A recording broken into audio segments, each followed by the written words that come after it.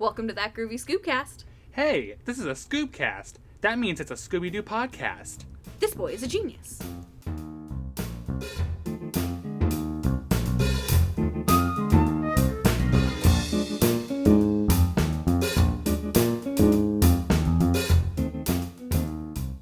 Welcome back, guys, to the go-to audio hub for all things Scooby-Doo. My name is Derek. And I'm Shannon. And today we are discussing A Good Medium is Rare from the new Scooby-Doo movies as our wild card episode of this season. Shannon, what did you think of this episode? So the thing is, we'll get into it, but the ending was such bullshit. If the ending hadn't have been such bullshit, I honestly would have rated this episode decently high. It was a funny episode. We laughed. We found that we actually love Phyllis Diller in real life and in the episode. But it just had such wild things happening. And the ending was, like I said, just bullshit. So it just... The ending didn't ruin it for me. The whole thing ruined it for me. I mean, yes, the whole thing was god-awful. But right. The ending was just like the icing on top of the cake. Well, before we get too carried away with our discussion of that, we would like to kick off our Mystery Machine match, our weekly trivia competition where Shannon and I try to figure out which one of us knows Scooby-Doo better than the other. This will be our last match of the season. Currently, I have 31 points, while Shannon has 26. So I'm not winning. You are not winning. But This is just because we always do it for you on the last episode, so... Well... Let's see how we end up on our points for the season. Shannon, as always, you get to go first today. What is the name of the toy factory where we first see the gang at the start of the Scooby-Doo movie? Is it Wow-O or Blammo? The 2002 movie? The I live assume action? so. Would it be... Is it Blammo? No, I thought it was Blammo too, but it's Wow-O. Oh. Blammo would have been a lot better. Yeah. That's... Okay, I don't like that. No. Here's your first question. From 1980 to 1982, what well-off comics character got top billing over Scooby-Doo? Like, in the Scooby-Doo series? I think it comes to, during a period of time when it was, packaged with another show. We usually don't refer to this series by this name, and that's why I'm not surprised that you don't know this. For some reason, the only thing I can think of is, the Archie comics, but, No, it's Richie Rich. Oh, okay. I honestly think I've only seen, one episode of that. Yeah, well, there was a time when it was bunched with Scooby-Doo. Okay. So it was, the Scooby-Doo Richie Rich hour, something like that. Okay. But we don't really call it that on this podcast normally, so, Gotcha. I'm not surprised that you wouldn't know that. What's your next question for me? Scooby-Doo was once used as a part of a campaign by what well-known brand of mustard? French's or Golden? Golden? French's. Damn, I had no idea. I needed to receive this card earlier so I could have won. What famous Don appeared in the new Scooby-Doo movies? Don Johnson, Knotts. Sorry, go ahead. Johnson or Adams? Oh, no. You fucking It was idiot. fucking Don Knotts. Yeah, so either He's Don the only Don I care about. Okay, what is it? Don Johnson or Don Adams? I don't know. Don Johnson? Adams. We're not doing good What today. the fuck?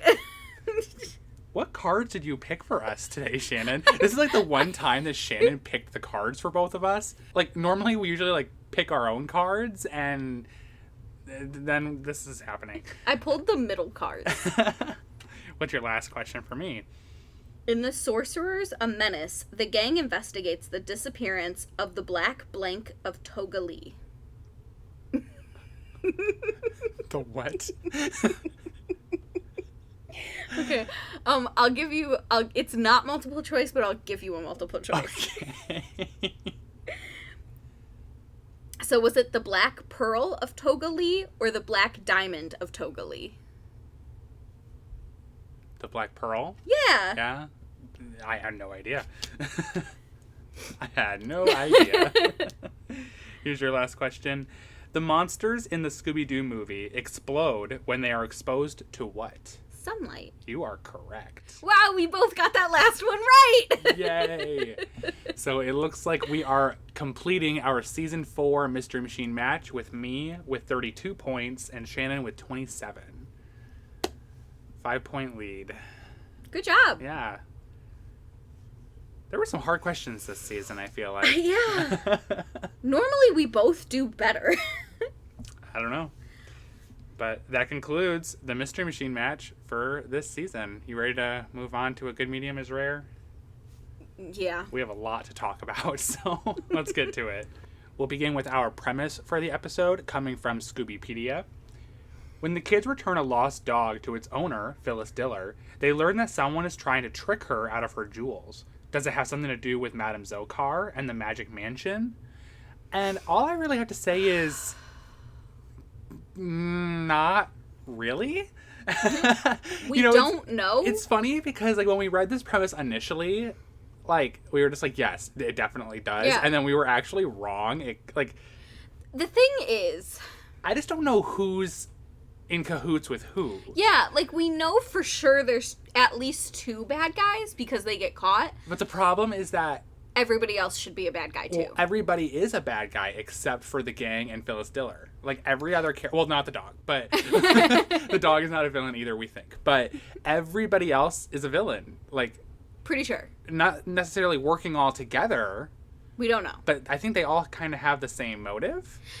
See, that's the thing is we're very confused. And we'll get into it as we go along and we'll kind of explain everything because at certain points they insinuate with looks, with music, with everything that normally Scooby-Doo would do to insinuate that someone is a bad guy. Yes. And then at the very end, they chuck all of it out the window. And only they arrest 2 people. Yeah.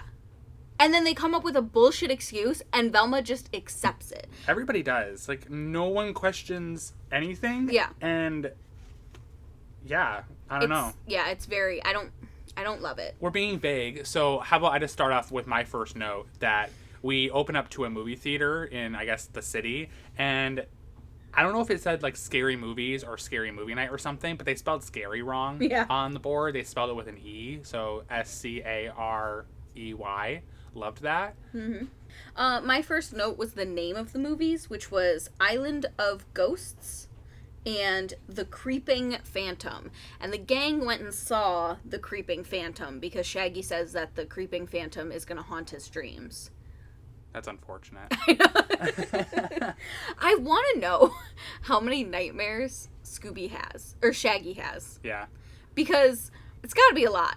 I mean, like if they're always watching scary movies, evidently. Well, their life is scary. Yeah. Like, you would think that a scary movie would be bullshit compared to their actual lives. Well, I mean, they encounter a gargoyle in this episode, and that's never explained. So, like, it's shit like that would be giving me some trauma. The thing is, the last time that we watched a new movie, there was the cactus guy in the middle of the desert. Yeah, that was the Don Knotts episode, yeah. And we had said then that the random cactus guy had nothing to do with the story. He was just a random guy dressed as a cactus. And I'm convinced that in every movie now, there's just going to be a random guy that has nothing to do. Like, that's what this gargoyle guy was. This gargoyle's just chilling in the graveyard outside and, like, of when Phyllis we get Diller's to him, house. because it makes...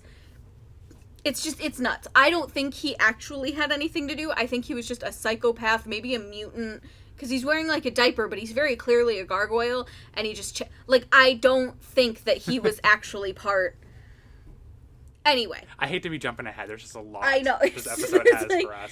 I had to write my notes down on paper this time because there was so much going on that I just had to keep going back to pass notes, and I didn't want to keep doing that on a computer. It was insane. They hear a funny noise in the alley right by the movie theater, and they encounter a poodle. It scared Shaggy and Scooby at first, but when they take a closer look at the poodle, they discover that its collar has like a ton of diamonds in it. Yeah. And Daphne's just like, who would lose a dog with this many diamonds in its collar? And Velma makes the very astute observation. She says, somebody with a lot of diamonds. I mean, this dog has 6 giant fucking diamonds on its collar. Yeah. I made the note that the collar is probably worth more than the dog. Even just sentimental. Like, that dog is not worth that many diamonds if you're just going to let him keep running away. Right, yeah, because it's never really explained how he got out. But they do take the dog back to the address that's listed on his dog collar. And Daphne makes the comment that this is an awfully big house for such a little dog.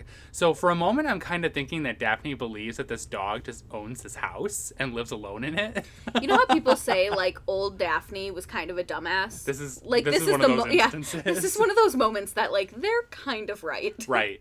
The gate to the house, it has like a gargoyle carving in the arch, and it speaks. So it just says in a very ominous voice, it's like, who's there? Who's there? And it's not scary. It's just, it sounds stupid. Like, but of course, you know, it scares the gang, except for Fred, who's just like, we have your dog. Like, let us in. We got your dog. We got your dog. Now, we had thought that it was probably Lucas who was doing it. I did write down... Lucas is the butler. Yeah, I did write down, like, every character, because there's actually a lot of characters in this. And they're all evil. The funny thing is because I think we've made this comment every time we watch one of the Scooby-Doo movies, but there's usually, like, not a lot of characters. There's usually, like, the gang, the special guest, and then maybe one other, like, usually the bad guy, and then maybe one other character. Mm-hmm. And in this episode, we have the gang, the special guest, and then we have 4 extra characters and a poodle. Yes. And that's a lot. Plus the gargoyle. But so there's Phyllis Diller, there's Lucas, who is the butler, and then there's the poodle. And then once we meet them, there's the Great Misto, Madame Zokar, and Alberto. Yes, we'll get into them later. But there's so many people in this episode. Phyllis Diller, as many people know, is a comedian. I like that she's just so nonchalantly living in this haunted castle. And she's so accepting of the ghosts. Yes. Oh, yeah. She says that it's haunted by the Banshee of Glockmora as she's showing the gang around. You know, she's showing them around like as a treat, you know, for returning the dog. She hands the dog over to her butler, and she tells him to make sure that he does not give him any banana cream pie for dessert as punishment for running away. Can dogs have banana cream pie? I don't know, but I don't give mine any, and I don't recommend it. Yeah. I don't think that that's a really good thing to teach your dog to expect every night after eating their regular meal. Yeah. I'm looking at my dog now. She ain't getting any banana cream pie. She's fat. She's too fat for that. So I made a couple of notes throughout this episode, because like I said, I kept going back to them. As they're walking around the house, we just keep seeing all of these weapons on the walls. So there's like swords, it's a very medieval axes, style castle. I counted in total 22 actual weapons, like not just pictures of weapons, because there were a couple of those actual weapons that you could use to beat the shit and kill somebody.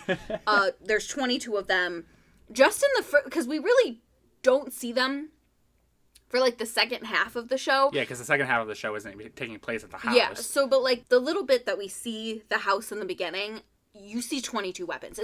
It's insane.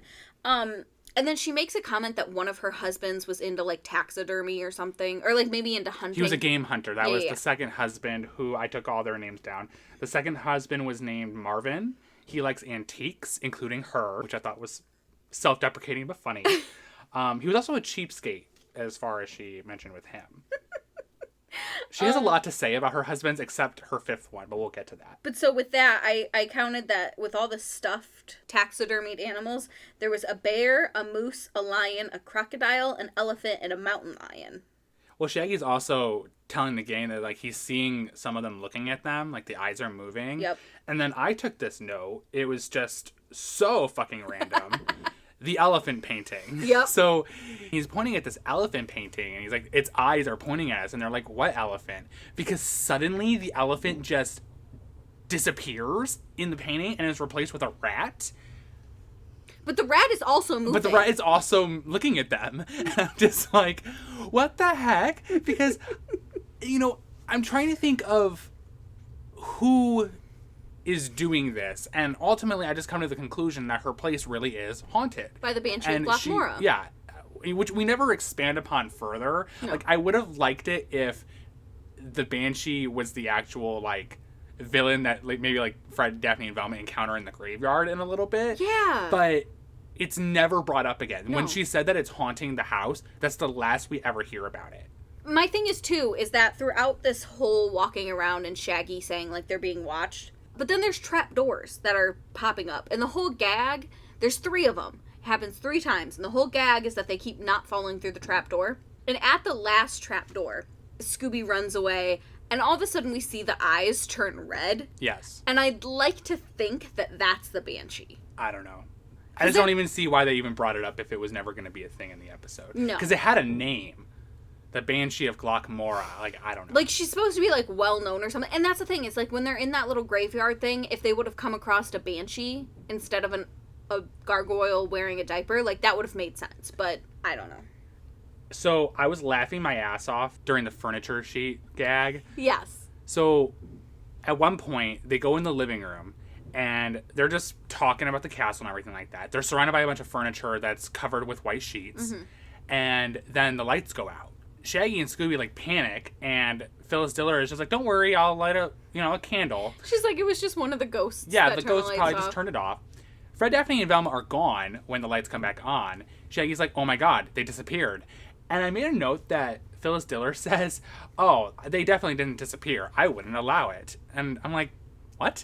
Yeah, she's like, no one disappears here. But then, the furniture, which was already there before the lights went out, suddenly turns into 3 ghost-looking, sheets, and are just, like, fumbling around, and everyone, is just like, what? Shaggy and Scooby, like, launch up into the air, and they're hanging onto a chandelier by one arm, and the ghosts, like, bump into each other, and it's Fred, Daphne, and Velma. And they say they, like, got caught underneath the sheets while trying to find a light? What? Well, my issue is that, first off, the furniture was already there. Exactly. And then second off, there was a good, 2 minutes that you're just pretending to be a table. Right, like the lights come back on and they're still perfectly shaped like a table and a chair. And then all of a sudden they're like, oh, come to life. I don't understand that at all. I was dead. It was... We had to rewatch that because I think I was in tears laughing at that scene. But that's when Phyllis starts yelling at whatever the cheapskate husband. Marvin, the second husband. She starts yelling at Marvin, and she's literally, instead of just yelling like in the air or wherever she thinks Marvin is, she turns to his painting. So she has a sequence of paintings on the wall of her 5 husbands. I also love that the name of the husbands isn't on there. It just says 1, 2, 3, 4, 5. Yes, right. Well, then also, we never see the 5th husband. Nor do we ever get his name. We don't get his name. We don't see his picture. But we do have the other ones. And I made notes about each one of them. So her first husband was Wilbur. So he was a game hunter, as she established earlier. And he's also the reason why she's so rich with diamonds. I guess he's the one that actually gave her all the jewels and stuff. Then we have Marvin, who's the antique collector. He's a cheapskate. And I also made a note that in his portrait, I don't know if you noticed this, but he's holding bags of money and cash that's like falling out of his arms. I'm like, okay. We see Henry, which the only thing we learn about him is that, according to Phyllis, he looks like a raccoon. Oh, and he wasn't rich. He was the only one of the tycoon. Like, she said she always married tycoons except for her 3rd husband. He was a raccoon, he looked more like a raccoon. And then the 4th husband is Rudolph, who I guess owned a sprinkler company and was always out for her money. And his name was, they called him Rudolph the Red-Nosed Rainmaker. But we never learn about the 5th husband because he doesn't matter. I think... I like to think that she's killing her husbands. Yeah. Well, I like to think that the 5th husband is, like, still alive somewhere, and that's why she's like, I don't give a shit about him. Like, the rest of them are all dead, and she loved him and whatever. But this 5th husband, like, fuck him. He's still alive somewhere. Mm-hmm. She just, like, sent him off to some random island. Never to be seen again. Yeah, she was like, fuck it. Lucas, the butler, he comes into the room to alert everybody that the library has been, like, trashed. So they go into the library. There's books everywhere. The room is just a disaster. Fred is, like, hearing some noises under a pile of books, so he, like, starts scrambling. He's like, I'm gonna find the guy who did this, and blah, blah, blah, and it's just the dog. Fred's, like, out for blood, though. Oh, yes. And, everyone's just laughing. It's like, ha-ha. But they do, like, realize, like, no, the room actually was broken into. Like, it wasn't just the dog. That's also the last time we see the dog. Yes. They discover a bag on the floor by a window, and it has the letters MM on it. It's never explained, like, what's in the bag or, like, the significance of the bag itself. It's only there to deliver the MM clue to the gang. Yeah. And when they pick it up to take a closer look at it, a guy, like, reaches in through the window and grabs it and bolts. And, like, how terrifying is that? So 2 things with that, too, is that I think that the like, I think the bag was there because if he found the ruby, or all the diamonds and stuff, he'd need somewhere to put them, so I think that bag was there for that. That was not a big enough bag for that. Yeah, agreed. I also, like, I like that at first everybody was like, that's not really a clue, and Velma's like, Velma is so paranoid, but also always correct. Yes. But she's like, no, this is a clue, like, someone broke in, this is their bag, blah, blah, blah, blah, blah, and everyone's like, nah. And then the hand comes and snatches it, and the window closes, and she goes, not a clue, huh? Right. You know, because Phyllis basically explains away that, like, it was probably someone trying to find her jewels. So that's what sets up that whole crime for the episode. Fred and Velma go very off-model for a second when the bag is stolen. Like, they're so alarmed. They look shook. Their bodies, like, morph a little bit. It does not look like them. Fred kind of looks like a little rag doll in a way. So them two and Daphne jump out the window to go chase down this guy. And they wind up in a cemetery that's just next to her house or on her property. Well, and that was the thing. I had a question because at first I thought it was like a graveyard or a cemetery. Mm-hmm. But when you're looking at it, it kind of just looks like a whole bunch of statues. Yes. So I'm wondering if she just has like a statue garden. Like, you know how sometimes rich people just have like a statue garden? I mean, I don't know any rich people for sure. I don't know, in like movies and stuff, they'll just have like a maze and there's random like shit in it. Like, I feel like that's maybe what that is, but it's just like ugly shit. Because it's just a whole bunch of like gargoyles and like ugly statues. But you don't see any, like, names and dates or anything. It's just a whole bunch of statues. Regardless of what it is, Daphne pretty much sums up my feelings about the entire episode here. I don't like it out here. Yeah. I also like that she was so quick to jump out the window with the rest of the gang. And then as they're walking, she's like, so what are we going to do if we find him? Right. Like, well, same. Because this is when they encounter this gargoyle we keep alluding to. So, yeah, it's just a scary looking, gargoyle man with a diaper on. It's just so weird. I hate its scream. I will say its scream, like, I would not want to encounter that. I don't think the visual matches the audio, but I don't like the scream at all. And the scream is almost as if they were going to set it up to be the Banshee. Yes. And then they changed their mind to make it some gargoyle in a diaper. Right. Maybe it was too scary and they had to change it for the kids. Either way, they are chased by this gargoyle throughout the cemetery statue yard thing. They go down some stairs into what I can only describe as like an Egyptian museum. That's how they word it, yeah. It's like, well, they don't word it like that. They never say what it is, but like, oh no, I thought Velma said it, or somebody said it was like an Egyptian museum. They have a lot of Egyptian things in there. Yeah, because then she was like, well, when in Egypt, do as the Egyptians do. Yes. So they decide to like try and pretend to be like a painting next to this like other painting. Yeah. And a cat is just in the room and it's spooked by the gargoyle and accidentally breaks the statue. I hated the sound that the cat made. It wasn't the cat, that was the gargoyle. Okay, well I hated it even more. Yeah. That's what I'm saying. The scream was menacing. It was disgusting. But they continue to run, and they find a 3-person sarcophagus. It has 3 mummies in it. I wrote down a stupid joke that Velma and Daphne made, where Velma was just like, oh, mummies! And then Daphne was like, but no poppies. And I'm like, ugh. But they evidently just took the mummies out and just yeeted them because we don't see the mummies anymore, but the 3 of them are now hiding in the coffin from the gargoyle. I think that they yeeted the mummies wherever they yeeted the furniture when they became the furniture. Sure. Because there's just a lot of disappearing shit in this episode. The gargoyle like comes up to the mummy case and like is knocking on it, and they answer him because reasons, and they just start to run away in the coffin. They manage to get out of the coffin and then trap the gargoyle inside, and we never see the gargoyle again. Nope. I'm convinced it's stuck in there still to this day. That's fine. They should have mentioned it when the cops were there. Like, oh, by the way, there's a hideous, scary-ass gargoyle in a diaper hanging out in your Egyptian museum basement.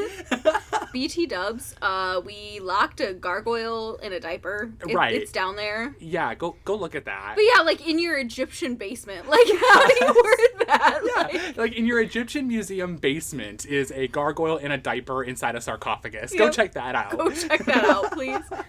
So they like start running to join, you know, Phyllis Diller, Shaggy, and Scooby, because they're just like, Shaggy and Scooby's gonna get worried. I'm like, they already forgot about you because they're just continuing the tour without you. Well, and the funny thing is, they were continuing the tour, and then when the gang joined them, they joined so seamlessly and quietly. They don't mention it at No, all. they didn't say shit about what just happened. Like, she starts cracking jokes about her husband, and, like, then the gang starts laughing, and that's how they come back into it. They don't mention the gargoyle ever again. They're just like, yo. And the worst thing is, too, is that when they were running back to the gang, they were like, we have to go find Miss Diller to, like, let her know what the fuck just happened. And then when they find her, they're like, nah, it's fine. And honestly, though, I feel like if they would have told her, she would have been like, yeah, it's one of the ghosts. It's just, well, I mean, yeah, she's so nonchalant about the hauntings in her home. It doesn't faze her. Like, she's not scared of anything supernatural-wise. I'm kind of thinking she's like a witch or something. When you've been in a house for a while, you're just like, yeah, it's my fucking ghost. Like, they're not going anywhere. Well, it's not bothering her to the point where she just starts blaming her fourth husband, Rudolph, like his ghost, saying that his ghost is responsible for trying to steal her diamonds tonight. Oh, yeah. And I'm just like, okay. Could you imagine just actively having a ghost in your house that's constantly trying to steal your diamonds? Can we also just talk about how salty she is towards all of her dead husband's ghosts? Like, she has something to say about any one of them in any situation, you know? Like, so maybe the fifth husband she actually loved, and that's why she's not, like, shit-talking him. I mean, maybe, because she's saying that Rudolph was, you know, trying to steal the diamonds, and then the second husband was like a cheapskate and is turning off the lights on her and shit. And I'm just like, I want to know what the first and the third husband are doing. Because, like, one of them, what if the cat is the raccoon ghost? Like, that wasn't a cat, that was an actual raccoon, and it was the third husband's ghost. See, because I think that she loved, what was the first one? Wilbur. Wilbur's the one that gave her the diamonds, okay. Yes. So I think she loved Wilbur because, like, they maybe, like, built their fortune together. And then the second husband was just, like, a cheapskate. And he, like, married a rich woman and was like, we need to keep being rich, so we need to not spend this money.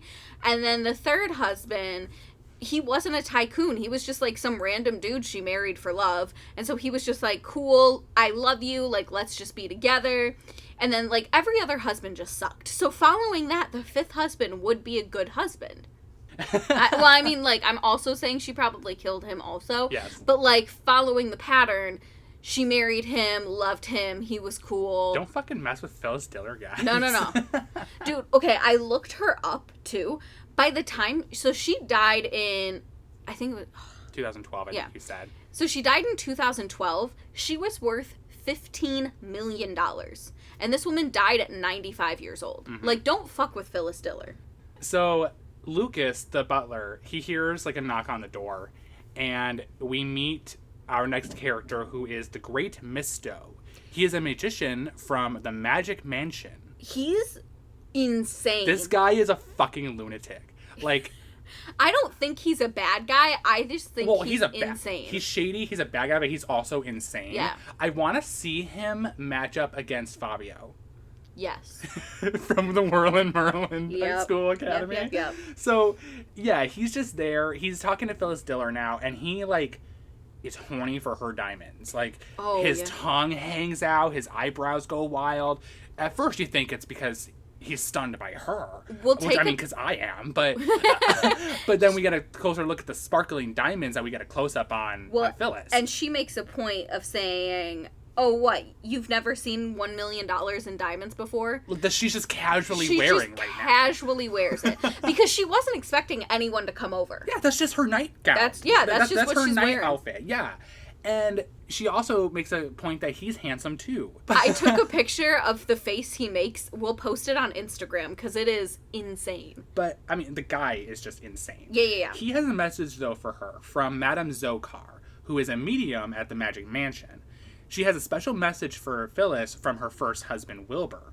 So Phyllis is just like, yeah, let's go. Like, because she loves Wilbur. Well, aside from her love for Wilbur, like, she's also just not even, like, skeptical. Because, again, like, she believes in ghosts. Yeah. So she's just like, okay, let's go. Like, field trip, everybody. Because she invites the gang to come along. Also... I'm pretty sure that the first husband is the only one that she doesn't say is, like, active in the house. Because she says, you know, the second husband turns off the lights, and the fourth one's after her diamonds. Like, she never sees Wilbur. She doesn't talk about him. It's not like, oh yeah, that was Wilbur over there. So I think when she gets the message, she's like, all right, well, let's go. I want to talk to my husband. Like, I love him. They all pile into their respective cars. Lucas is driving Phyllis in her limo, and the gang is following along in the mystery machine.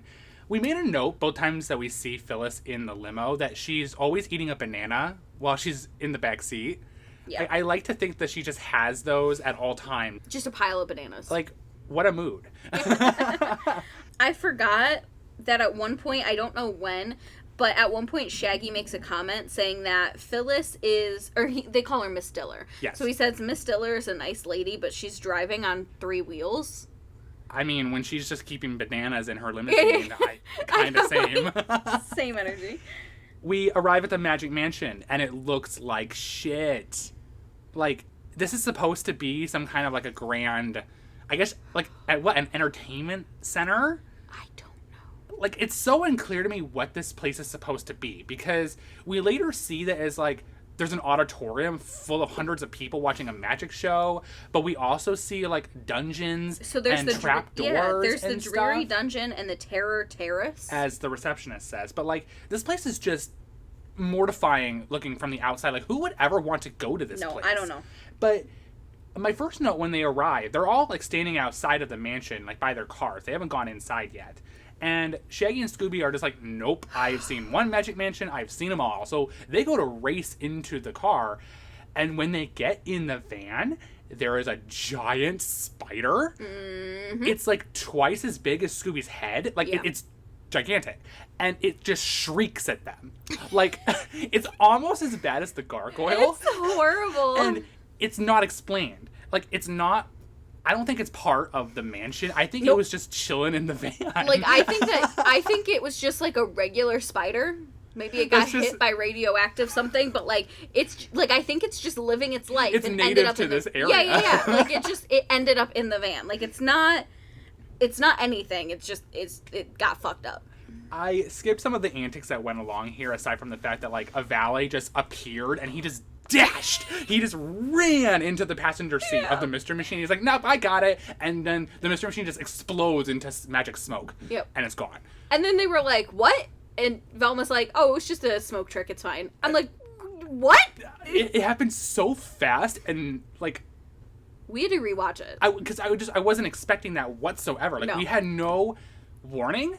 So, yeah, that happens, and I'm just like, I'm concerned for the van for you guys. Like, what the fuck just happened? Derek goes, I bet we're never going to see the van again. I was very surprised that we did, but yeah.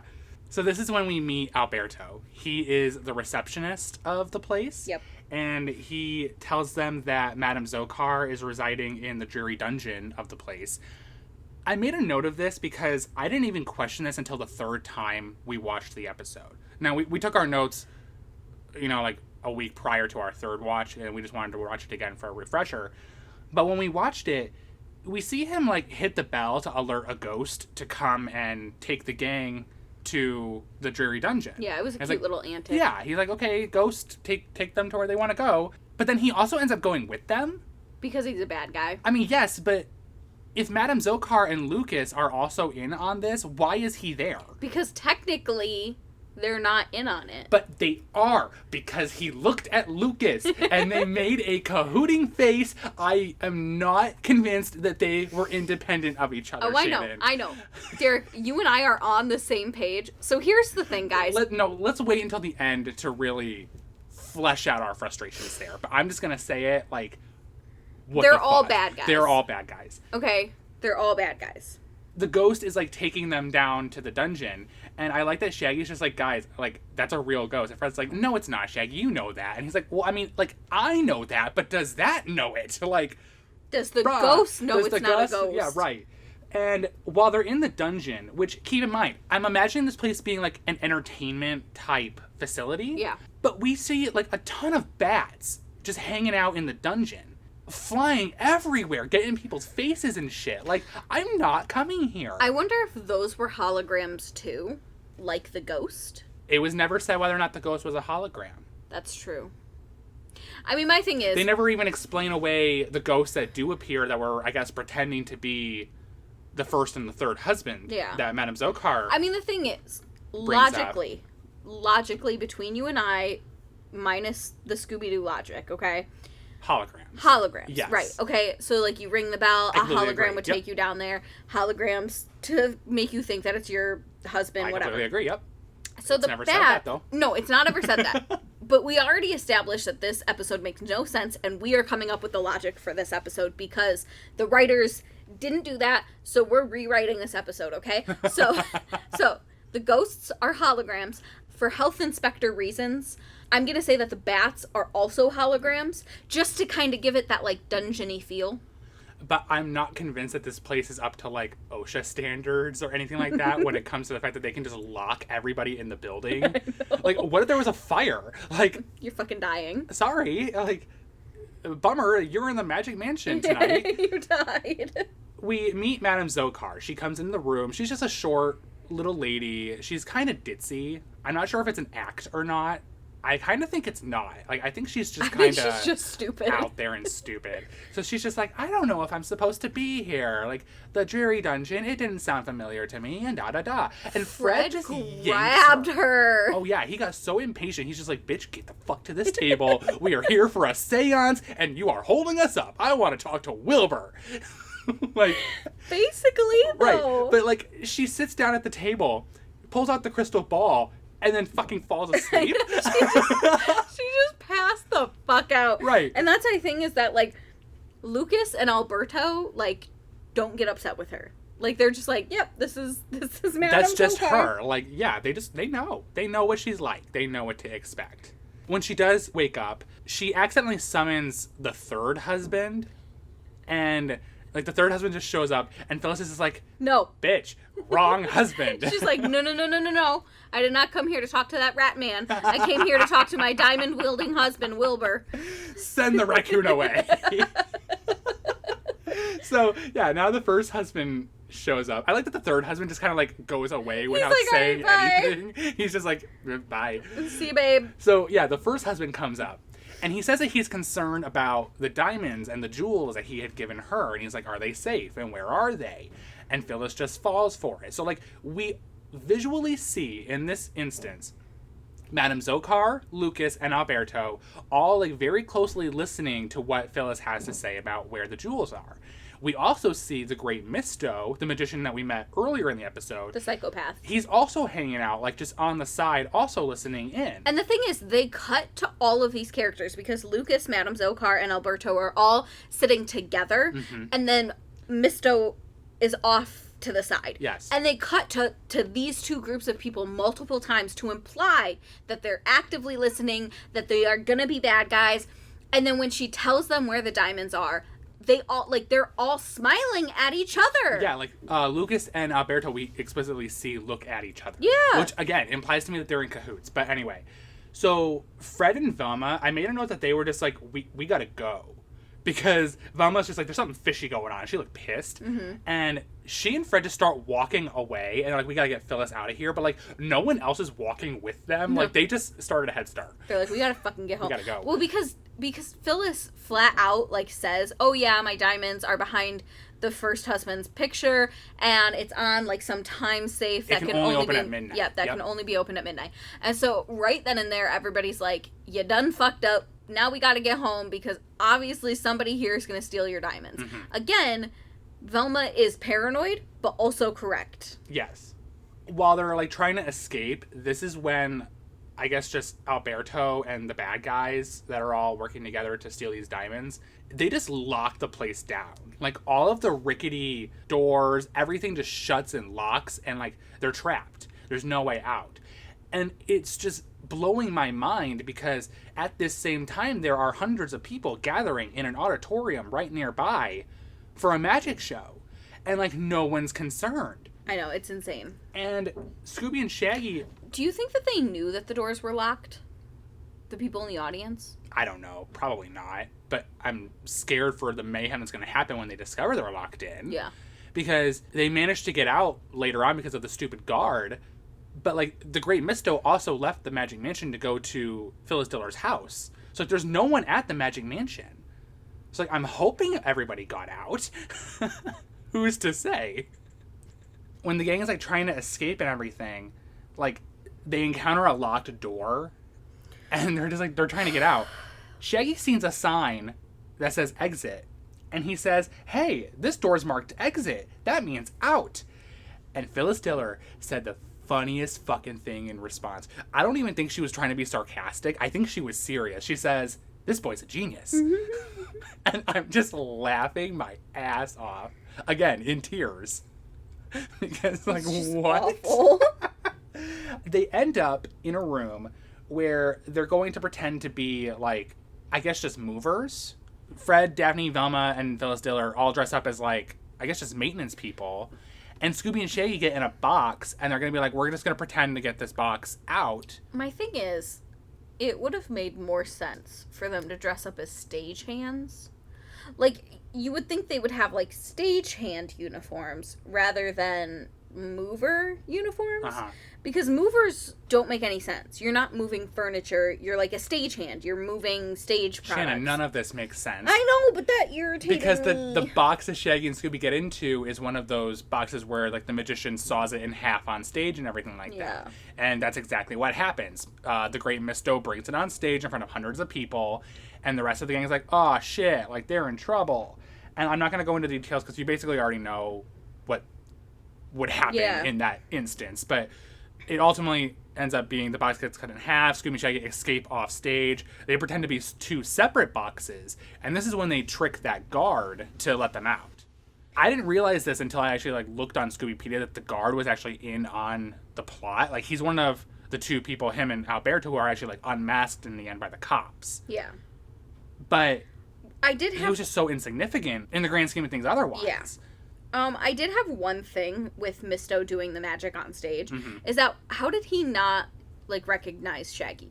Because they've met a couple of times. I think he did, now. And that's why he was so unquestioning about the fact that he found him in the box. Is he's like, ha, this guy fucked up. I'm going to chop him in half. Like, I think he was just going to kill him right there and then. I mean, he is a psychopath. Yeah. Okay. Like, he doesn't care about committing a murder in front of hundreds of people. Like, I'm not convinced he would have any remorse. You had said that Phyllis was a witch? Yes. At this point, when they're talking to the guard, she says that she is the magic. So I think that's her admitting that she's a witch. I'm fine with that. So as they're talking to the guard, Lucas isn't with them. Like, this whole time, Lucas is not with them. Yeah, he has not been with them since they left the room from Madame Zokar. Yeah. So this whole time that they're trying to escape, Lucas is nowhere to be seen, implying that he's a bad guy, because now he's talking with Madame Zokar, and he's talking to Alberto about, like, what they're going to do. Yes. And at that point, like, because I think Misto is his own separate thing. Oh, yeah, he's not involved at all with other people. he's not doing that. But Lucas is nowhere to be seen. So I'm thinking he's off cahoots doing that thing. But he just suddenly reappears as But yeah, then when they all get in their car and they're driving away, Lucas is driving again, and Phyllis is eating another banana. Like you do. Like you do. And the gang is driving their car back. We get a timestamp now. Yeah, so 15 minutes till midnight. Yes, so it is currently 11:45 p.m. Couple things with this. Basically, we now have 15 minutes that's going to occur between this point and the end of the episode. Yep. Keep that in mind, guys, because we have a lot to talk about still between now and then. Yep. Also, why is there a magic show just going on at this ratchet-looking place? That late at night? That late at night. Could you imagine? It does not matter what's happening in the world. If I were to call you and be like, hey, let's go to a magic show, you'd be like, maybe. And then if I was like, okay, yeah, no big deal. It starts at 11 p.m. and lets out at midnight. Nah, I'm good. I'm going to stay home. Yeah. And then, also, it's in this... Yeah, and then if I were able to get you to go and we pulled up and you saw that place, you'd be like, let's go home. I'm going to turn around. Right. I'm going to take the keys. Yeah. We're not going inside that. So, like I said, 11:45. 15 minutes. Let's go. All right. Lucas and Phyllis make that comment about the time, so they decide to just start speeding to get back to the house before midnight. Fred actually just, like, makes a comment about that. He's like, oh, like, they're driving super fast. So they're trying to catch up, but the Mystery Machine's just a piece of shit, so it's not going to keep up with the limo. It's 1,000 years old. Right. And we now see our first meeting with these two blue crooks. I'm going to call them the blue crooks. They are just in trench coats and hats, blue masks. They look like goblins, maybe? Kind of, but like, what the hell is going on with their teeth? Yeah. Did you notice how fucked up their teeth were? Yeah. Like, there were times when they would like just smile, and I'm like, why are you smiling? And where are some of your teeth? Like, they are so, like, there's so much space between each individual tooth. What is happening with these blue crooks? Like, those crooks did, like, a whole lot of cocaine. We see them chopping down a tree, Yep. which Phyllis has bypassed already. So Yeah. that they got past the tree, but they cut down the tree to block the gang from getting back. And I think Shaggy made a comment about, like, probably the tree just grew there, which, yes, Shaggy, that's how trees work. And also, you passed the same road. Right, like, did you not come this way earlier? And I think it was Velma that was Yeah. just, like, straight up, this could be a trap. And she said it so sinisterly, like, she's right, but... Again, every time in this episode, she's right, but she's also very paranoid. So they see a sudden detour sign that appears, and Daphne's like, I think we should take it. And Fred's like, yes, I agree, because Daphne is my compass when it comes to my decision making. At this point, like, I would not trust anything Daphne says, because she's been nothing but a dumbass this entire episode. So they take the detour. They evidently get lost in the woods, and I'm assuming they've been out here in the woods for like 30 minutes, probably based on how concerned they are. You know what I mean? Like, Yeah, like, they're really concerned about getting back to the house, and like, I don't know where we are. Like, fuck, I don't even know where to go. And it's like, go back. Like, At this point, like, I was thinking by the time they get back to the house, it's going to be midnight. well, I like that Shaggy was like, I think we're lost. And Fred's like, we're not lost. And he's like, I think we're lost. Like, yes, Fred, that's what Shaggy was just trying to say. And Shaggy even makes a comment. He's like, let's stop at a gas station and get directions, like a rational person. And then Velma, Daphne, But they're in and the middle Fred, of the woods. I know, but that's the thing. Like, he's trying to be rational, though. He's like, maybe we can find a gas station or something. Like, let's find something to go. And Velma, Daphne, and Fred just jump down his throat, and they're like, a gas station! Like, they're triggered. I'm just like, guys, he's trying to give out some For the first time in some Shaggy's good ideas. For the first time in Shaggy's life, he's trying to help. They have this whole thing about following moss because that always points north. And one of the goons, the blue crooks, who's still out here in the woods, by the way, Yeah. moved the moss on one of the trees to trick them in their direction. And it leads them to a river where they just drive onto a wooden raft that can support the weight of the mystery machine. Because what? And then... And Fred at one point was like, when he first drove onto it, and he was like, it's fine, I'll just back up, and starts to back up, and Shaggy goes, don't back up! Well, you and I were just like that. We were just like, stop it! Like, you and I were panicked for them. Like, you're gonna die! Because at this point, one of the blue crooks did push the raft out. He, like, cut the thing Yeah, he and cut let the it drift rope or off. something. And as they're going down the river, and they're just chilling, they encounter a drawbridge. And this is completely unrelated. Like, the blue people had nothing to do with it. This guy is the only human character who's not a villain aside from the gang and Phyllis Diller, now that I'm thinking about it. Yep. So there is a man who is, like, handling the bridge, you know, like, making it go up and down. Well, see, okay, and then you know how in the beginning, how I said that every one of these, like, new movies has a random character and then the bad guys. Like, this is the random character. That means everybody else, by logic, has to be a bad guy. What if he's the gargoyle? That's why he's not good at his job, because he's destined to be the gargoyle. Well, he makes a point that he does not know why he took this job. He never should have taken this job because he does not know how to do it. And then at the end, he blows it up, and he's like, oh, I blew it up again. Well, he has 5 levers to control this drawbridge. I don't understand what they all do. I don't either. There should But just be an up and you're down. right, they explode. Yeah. Like, he's in a panic trying to get them to, you know, get the bridge to go up, because if not, the mystery is going to get pushed into the river. The bridge goes down, Yep. like, into the river. Which is okay, because then they were able to drive up They it. used it as a ramp, but I'm just like, dude, get your shit together. Yeah, but he makes the point of saying, like, it blew up again. Yeah. They get back on the road, they speed back to the house, and they get- honk at the gargoyle The gargoyle, gate. and it opens. Yes. And I'm assuming that, like, the first time Lucas was in control, And I'm assuming he's not in control of the door now. No, because he wouldn't want the gang inside if he's one of the bad guys. Well, and also, at this point right now, Phyllis Diller is knocked out and in a clock. Yeah, she's in a grandfather clock. And supposedly, Lucas is in, like, a linen closet. Linen closet or something, yeah. Like, we'll get into how that's bullshit later, but... So, there's no one to be controlled. Maybe it was the poodle. I was just going to say, I think the poodle did it. Yep. The poodle has your back. So they get in through the gate. Yep, and we get another timestamp. Yeah, they get another timestamp. Velma says it's 10 till midnight. Which means all this happened in 5 fucking minutes. Everything we just described. The tree getting cut down. Them getting lost in the woods. Them being on the river. 5 minutes. Which implies that, like, you know, because they got lost. And they lost time out there in the woods and on the river.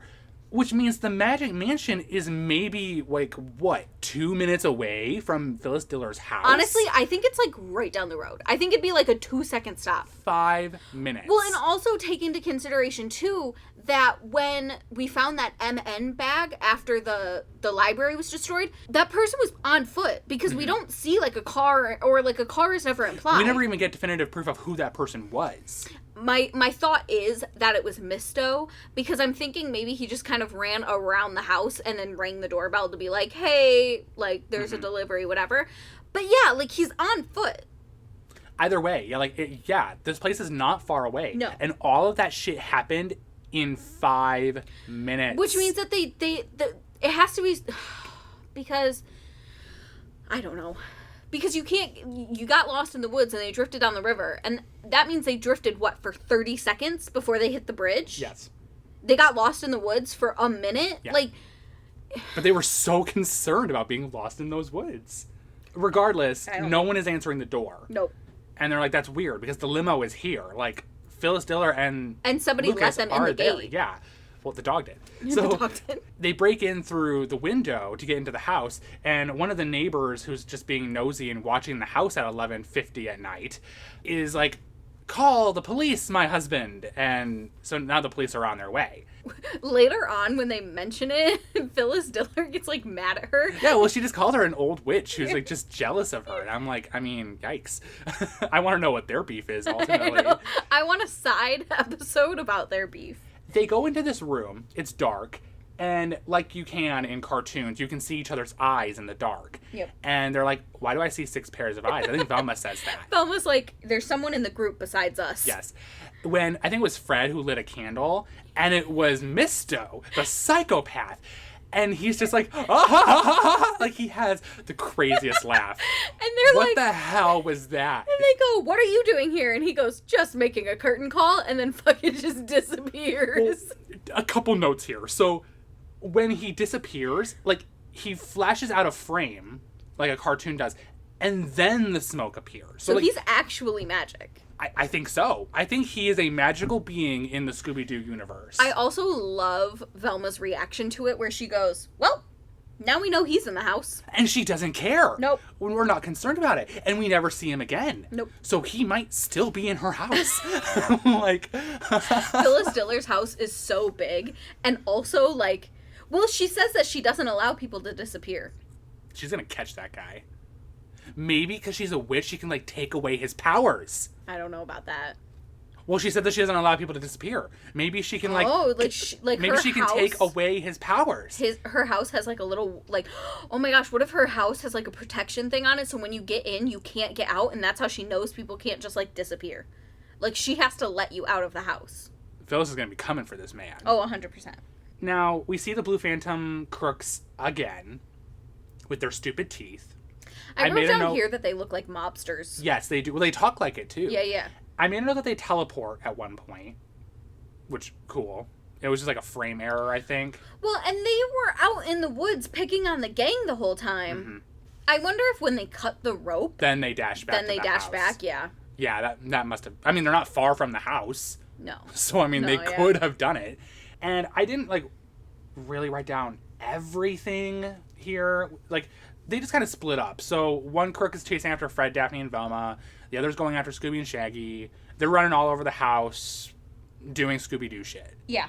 There was a moment when Fred, Daphne, and Velma go to hide in some laundry baskets. I didn't, like, write down all the inconsistencies, but there's inconsistencies on which basket they're in.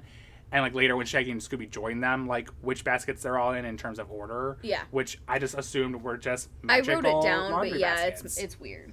Well, and then, as they leave the laundry baskets, we find Madame Zokar in one of them. Madame Zokar, who we have not seen since her being in that dreary dungeon, and is just chilling in that basket. Excuse me, Madame Zokar, if you're innocent, why the fuck are you in Phyllis Diller's house? Yes. We'll get to that, but I still don't understand it. Now, the gang come out of the baskets with white sheets on them to pretend to be ghosts. They're going to try and, I guess, just scare the Blue Crooks. And at one point, I think it was, like, Scooby who's accidentally playing on a xylophone with his tail. He, like, got scared because he saw his reflection and thought it was a real ghost. Yes. And Fred was like, quick, everybody, start playing instruments, because that's scary as shit. And the Blue Crooks come in, and this is how I wrote it down. I wrote that the Phantoms don't care about fake ghosts playing instruments, so they acknowledge that they're fake. Yep. And then one of them says, that's awful. I know. I guess I'm assuming to the music. Yeah. And then the other one's like, let's go. Yeah. Like, they're not scared. They're, like, bored. And they just walk out, not questioning this at all. Because I think that they don't believe in ghosts. No, I think that they do, but they know when they're fake. Okay. Like, they know the difference between a real one and a fake one. All right. Because... they're like Ghostbusters. Well, they know about Misto, I think. Like, Misto is, I think, a real magical person. Like... yeah. I think that these people are well-versed with ghosts. All right. My theory. Then we find Phyllis. Yes. So the gang find her in a grandfather clock. She's tied up and gagged. I feel so bad for her, because she says that, so her and Lucas walked in the house, and then someone grabbed her and, like, knocked her out and tied her up. And she woke up because the knob that's in there to ring the bell hit her in the head. Yes. And I feel bad, because you know that rings, like, 4 or 5 times. So that hit her, like, multiple times. That's gotta hurt. That would have knocked me back out. This is where we get the next timestamp, which all of this has happened in 9 minutes. Yes, we have 1 minute left till midnight. It's just, it's insane what they try to fit in these time. Yeah. Like, what the hell? I almost wish that they hadn't have given us that middle timestamp, that we would have gone from 15 minutes to 1 minute, because I still wouldn't believe that all of that happened in 15 minutes. It'd be more believable. But it'd be more believable, because then I would have said, like, oh, they were lost for, like, 10 minutes, and then this last bit happened in 5, which still is, like, stupid, but that's more believable to me. I thought it was funny when they decided to, like, turn off the lights so that the Blue Crooks don't see them. Yeah. And Phyllis is, like, still cracking jokes. Oh my god. And they're all sitting there just like, Phyllis, please. Yeah, I wrote that, like, Diller, you need to take this seriously. I was like, Phyllis, shut up. Right. She starts to crack a joke. And I think it was Fred was like, Miss Diller, please. And then Velma was like, Miss Diller, like, stop. Right, they're all just complaining. It's like, shut the fuck up. Bitch, we're hiding. Right. Like, you're funny as hell, but, like, give me a second to just be quiet. They are now in the room where the crooks are now going after the safe that's behind the first husband's portrait. And right as they go to, like, turn the knobs on the lock, that's when a flashlight comes in and it's the police. They've shown up, the police that the neighbor called. And, like, it's just in time. My issue is, because the gang is in the room with the lights off. Mm-hmm. What were they planning on doing? Because the crooks are at the thing turning the knob. Right. Like, were they just going to watch them steal the diamonds? Were they going to try and tackle them? Like, for the first time ever, Fred did not have a trap planned. And it was just a thing that was happening. Right. Well, I mean, they're all super confused about where the police came from and who called and everything like that. And when they unmask the Blue Crooks, we see that they're Alberto, the receptionist, and the guard who let the gang out when they were all dressed as movers. Yeah. And I'm just going to finish the rest of my notes, and then we can kind of talk about what the hell is going on with the criminals, okay? So I just wrote down Phyllis's note about how her neighbor is an old witch. Lucas claims that he was locked in a linen closet and the police found him, but he came back because he was here to check on his little wife, Zokar. So he's married to Madame Zokar. Yeah. And then there's just a funny gag with Scooby dying of starvation at the end, and he gets a sandwich, and he's good to go. Mm-hmm. Did you have anything else to say, like, for the ending of the episode before we get into what the hell is going on with the criminals? Just the fact that when Lucas says, like, oh, I was just here to check on my little wife, Zokar, Velma makes the comment of, well, that wraps up the mystery. And both me and Derek, every time, we're like, no, it fucking doesn't. Are you ready to get into this? Yes, okay. Because here is every issue I have. I'll go through, and then if you want to, like, jump in or Sure. whatever. Okay, so my issue is, when they escape from the Magic Mansion, or whatever the fuck it's called, we don't see Lucas, and then all of a sudden he's in the car. So my thought is that Lucas is off, like, planning with the other people. He's like, all right, like, maybe even they tell the guard, like, hey, we'll let them out. They're gonna do some stupid fucking gag. We'll let them out. I'll be in the car waiting. I'll drive her back. We'll get, like, cut down that tree. Like, you guys go get dressed, cut down that tree, and then we'll get there. And the whole plan was for Madame Zokar to get there first, right? And then she's gonna, like, be in the spot, so that way, like, everybody else's plan is just to keep the gang away. Delay the gang getting back. And yes. then Madame Zokar will steal the diamonds and go home. She's hiding in the laundry basket based on our theory that she's actually just scared of the ghosts and the hauntings in Maybe she Phyllis saw Diller's that house. real gargoyle and it freaked her the fuck out. I mean, it scared me too, so sure. I'll accept that. And then Lucas, my thought is because Alberto and the guard are messing with the gang the whole time. And because they're so close to home, like to Phyllis's house, Lucas has to be the one to knock her out. Like, is what my initial thought was. So my thought was that, like, when they walked in the house, he knocked her up, tied her up, and then when the rest of the gang, like, when the rest of the bad guys got there, he was like, hey, she's in here. I'm gonna go hide in this linen closet so that, like, I can, like, because maybe he's supposed to be innocent or whatever. But that doesn't make sense because one of the Blue Crooks made a statement of, like, you put Diller in the grandfather clock. So that implies that one of them did that, not Lucas. So maybe they cut, because, okay, honestly, too, we see them cut down the tree together, but then for the rest of it, we really only see one. So maybe one of them ran back. Okay. And then the other one made sure, like, one delayed the gang and the other one ran back, knocked out Phyllis, and put her in the grandfather clock. But what is the purpose of making Lucas innocent? Why would he appear innocent? I don't and know. Then when he comes in the room and everything know, and the that other guys are pissed getting me off. arrested, they don't call him out. No. They don't call Ms. Zokar out. And Misto's just somewhere in the He's somewhere house. in the house. My issue with Lucas is that he says, like, oh yeah, I'm just here to check on my little wife, but, like, he works there. He has every right to be in that house because he is there every day. But Ms. Zokar doesn't. No, And so there's no one's point. mad about her being here. And that's the thing, is there's no point for her to be there, and for the only reason for Lucas to be there is to check on his wife. Like, it should have been Miss Zokar should have come out and been like, oh, I'm just here to check on my husband. Yes. Like, that should have been a thing. And then also, Because we don't see her again after we see her peek out of the laundry basket. she's just still there. She's still in the laundry She's basket. just still in the laundry basket. But, like, that's the irritation, because Lucas has every right to be in that house. He works there every single day. He's probably there from sun up to sundown if he doesn't actually live there. And then also, if Lucas is married to Madame Zokar, what the fuck was Misto doing there in the very beginning to be like, hey, Madame Zokar has a message to you from your first husband? Why wouldn't Lucas just be like, hey, so my wife was talking to your first husband, like, why don't you come down and we can, like, give you the message? And then also, wouldn't she know Miss Zokar? Because I'm sure, like, she's met her butler's wife or, you know, something. Like, I'm sure they've had some sort of conversation if he's been there every day and they, you know, I'm really mad at the moment. I just realized something. What? We've been saying this entire time that the Great Misto is not involved. Like, he's his own thing. Mm-hmm. But the whole ploy of getting the location of the jewels out, like, from Phyllis Diller, you know, at Magic Mansion, hinged on him being the messenger for Madame Zokar. So he came to the house to lure them there for the rest of the guys. I think that he was just the messenger. I think that the rest of the gang understood that he was an idiot and that, like, they were just going to make him the messenger. Okay. Like, I honestly, because I think that they kind of weren't planning on him doing much else. They were like, hey, like, let's make you the fall guy.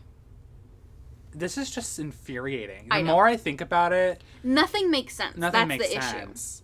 I don't have anything else to rant about. I mean, I'm just kind of done. I'm just mad about the Guys, whole situation. watch this episode for yourself, and, like, then you can truly see what we're talking about. Because I know we were, like, this discussion's kind of been all over the place, unfortunately, but the whole it's episode because is all the over the episode place. was. Like, I don't know how else to really justify are rambling other than the fact that, like, the episode itself doesn't make sense. Like, No. the logic going on here doesn't make sense in the world and the timestamps and just the overall plot. It does not make sense. I don't know how the writers didn't, like, read this and go, wait a minute. I mean, but like, also that's, like, every new movie script. You're right. But, like, this is the worst case of that. Like, and I'm bummed because I did really like Phyllis Diller. I liked the episode. Yeah. That's the worst part. Like I gave it a low rating. Me too. But I enjoyed watching it because there was some funny ass shit going on. Like, I think if they would have if they would have made the ending make sense, if everyone would have gotten arrested at the end, if that gargoyle had been a banshee, and maybe... Or explained. And then, like, a couple of other things here and there. I think this episode honestly would have gotten a 7. And I'm really bummed because I honestly loved it enough to give it a 7. And that's insane thinking about, like, it's a new movie and we loved it that much. But, like, just everything about this episode brings it down and down and down and down. Yeah. So, I mean, based on that, what are you giving it? I gave it a 4 because... I hated it so much, but I did want to love it. What'd you give it? I gave it a 2. Really? Yeah. Because here's my thing. I'm considering our ratings for other episodes of this series. Okay. I think that the plot and the nonsensical, like, explanations of what's going on with these criminals really shot itself in the foot. Yeah. And it just brought it down so bad for me. And I hate that because I enjoyed watching it, but it's just not competent. Mm-hmm. There's some funny shit in this episode, but they just can't get it to make sense. And that's the weak part about this entire series. It's not just exclusive to this, you know, because the Dynamic Scooby-Doo Affair, that we awarded it a 2 in total from our season 1 watch of the series. And sorry, like, this episode made less sense than that. Yeah. But it's still funny, and that's what's keeping it from being a 1 for me. I would be giving it a 1, I think, if it was boring. Like the Three Stooges. Yeah. Well, okay, you know what? It is more enjoyable than the Dynamic Scooby-Doo Affair. I think it is funnier than that. It just doesn't make sense. So I guess I'm going to have to, you know what? I'm going to reconsider my score. Okay. I'm actually going to say a 3. Okay. Only because I didn't mind watching it again. Mm-hmm. This is probably the only one we've watched so far from the new Scooby-Doo movies where I don't mind watching it again. Any of the other ones we've watched, I groaned when we had to watch it again and again to take our notes so that we could talk about it. Well, and let's go with this too, is that because we watched and we took notes last week and then we're recording it this week, I think that if it were any other episode, we would have just said, screw it, let's go based on our notes. We're not going to rewatch it a third time. But with this one, we were like, no, we can rewatch it a third time. Yeah. Like, it's fine. Yeah, I guess I'll reconsider. I'm going to say a 3. Okay. Do you have anything else to say on your 4? No, I mean, that's the thing, is I liked it. I wanted to rate it high, and I think that's kind of my thing, is like my you want to love it. Yeah, I want to love it so much, and so I'm like, I feel bad because I know I've harshly rated new movies and other movies. Like, I've harshly rated them in the past, but this one I wanted to love so much, and so it's because, like, I have that in my heart. I'm like, I feel bad rating it lower than a 4, but also, like, I'm not neutral about it. I don't like this episode, so it has to be on that lower side. It's not that I don't like the episode. I just can't justify giving it a neutral or high rating when you consider episodes we've watched where they actually deserved those positive ratings. Yeah. Like, sorry, this episode's not doing enough of a good job to be up there in that roster. Like, this one irritates me so much because it had so much potential to be good. With your 4 and my 3, we are going to award A Good Medium is Rare a 3.5 out of 10 on the Scooby Snackometer. I wish it could have done better. I know. I really wanted to see more out of it. I have an interesting fun fact, though, that's kind of related to this episode. Mm-hmm. And it's about the gargoyle, in fact. Okay. So, the Scooby-Doo 9100 Frights video game, which I've said many times on this podcast, you know it, I love that video game. Whenever we get to that video game, that will probably be like my first 10 out of 10, I think.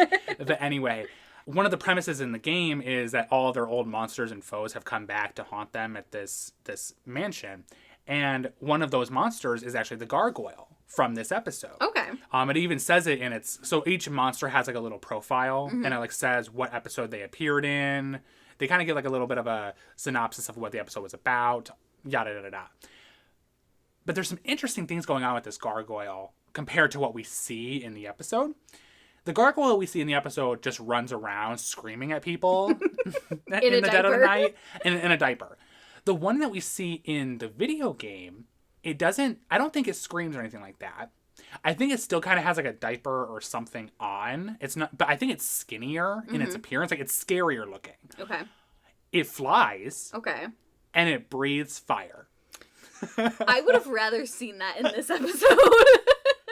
Yeah, and it's hard to kill. As far as I remember from, like, playing the game when you're trying to, like, actually kill the monsters, that's one of the ones where I think I tended to just run past it instead of trying to attack it, because I was always getting just attacked and mutilated by this gargoyle. Because I can't think off the top of my head how you defeat it. Because, like, there's some where you have to, like, hit it twice to defeat the monster. Yeah. Like, that happens with, like, the Funland Robot and I think the Space Kook. But the gargoyle is the only one, as far as I know, except for, like, the witch that can fly. And I don't know. It's a hard monster to kill, and it's got capabilities that I would have loved to see in this episode. Because this episode, it just knocked on doors and screamed at people. Right. So that was our fun fact of the week. So this is our last review of Season 4 for That Groovy Scoobcast. If you guys have followed us for a little bit, you'll know that we are going to be doing a giveaway. We're going to announce on social media what the giveaway is. We're still working on what we're going to have as a prize.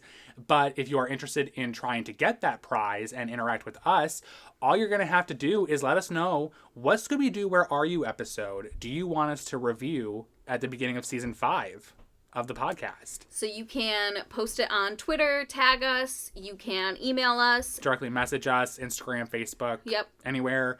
One entry per person, of course. And it just has to be an episode that we haven't reviewed already. Yeah. So those are really the only stipulations. If you're unsure of what episodes we reviewed, go to our reports page on our website, and you can see all of the episodes we reviewed, so you can just kind of make sure you're not giving us one that we've already talked about. Or you can go back and re-listen to our episodes. If you want. So you guys will hear from us in our blooper-sode for Season 4. We will be eating... Oh no. What are we eating? We will be eating pepperoni pizza with peanut butter and 3 scoops of chocolate fudge ice cream. Jesus Christ. Shaggy, Scooby, what have you done to us? I will say, this doesn't sound like the worst thing that we've eaten, because it doesn't say that the ice cream has to be on top of the pizza. So I think it kind of does. No, it doesn't say that. It says and 3 scoops. So I think that could be like a side of 3 scoops of ice cream. The only thing I'm not loving about it is that I am lactose intolerant. And pepperoni and pepperoni gives me heartburn. So this is going to be a terrible night for me. If you guys aren't familiar with our blooper-sodes, guys, we just make a whole reel of all of our outtakes and bloopers from this season, plus us eating a really disgusting meal that we witnessed Shaggy and Scooby indulge in during the season. So look forward to that. You can find all that information, though, on our social media. You can find us on Facebook and Instagram at That Groovy Scoobcast and Twitter at Groovy Scoobcast. You can also check out our website, www.thatgroovyscoobcast.com, or shoot us an email at thatgroovyscoobcast@gmail.com. And with that, we hope that you enjoyed that season of That Groovy Scoobcast. Come back next season for a Scooby snack-filled time. Bye, guys. Bye!